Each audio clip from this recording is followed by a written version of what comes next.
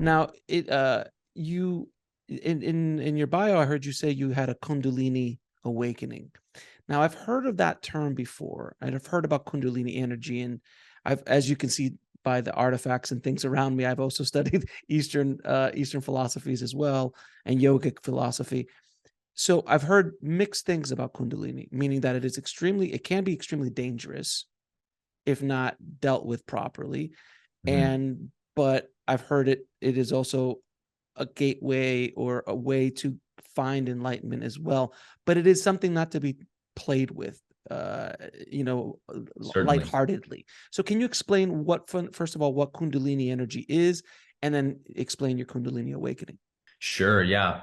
I'll try to make this as simplistic as I can because we can get way deep into the weeds if we want. So, a Kundalini awakening is an experience that has happened in humans for thousands of years that we know. There are wall paintings of Shiva, for example, in the Indus Valley that have been found that date back 5,000 years ago, of Shiva in a meditation posture with serpents rising up all around him, kind of in an ecstatic state.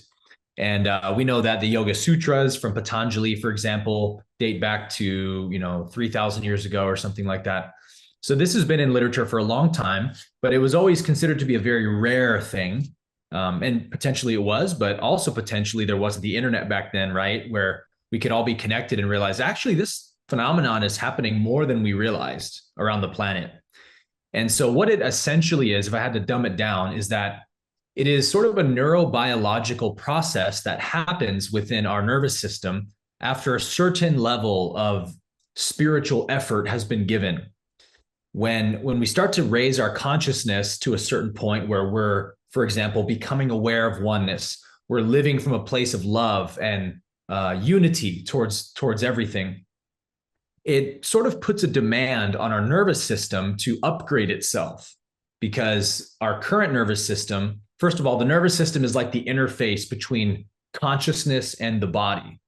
It's like the mirror that consciousness shines itself into, and then the reflection is this human being experience I'm having, right? Mm-hmm. So when we're living selfishly and greedy from those lower three chakras, then we don't need to expand our nervous system because that's what it's built to do very well, right? But when a new and rare state of consciousness starts to happen in us, such as love and unity, it requires a higher frequency, we might say, for the nervous system to be able to handle, because love is a very high frequency. That's why it feels so good. And why, for example, blissful experiences are very, very fleeting for the most part. Most of your listeners have probably had little glimpses of oneness or bliss, right? Where they feel unified with the creator, with creation. But classically, it kind of goes away as fast as it comes. And then you're kind of dropped back into this dense separation consciousness, right? Well, that's because bliss and love and unity is a higher vibration.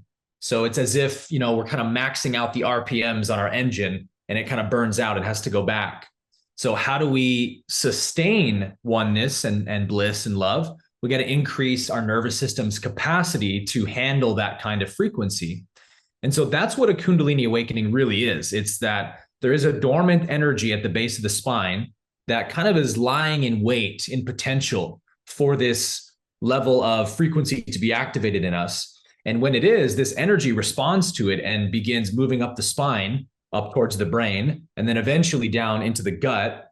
And it's this total transformation of our neurobiology to a higher frequency level.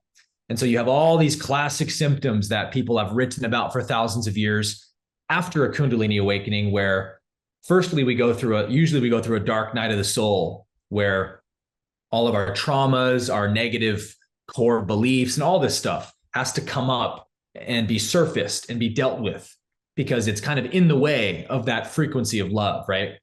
So people sometimes go through a psychotic meltdown after a Kundalini awakening if they particularly have a lot of traumas they haven't healed yet.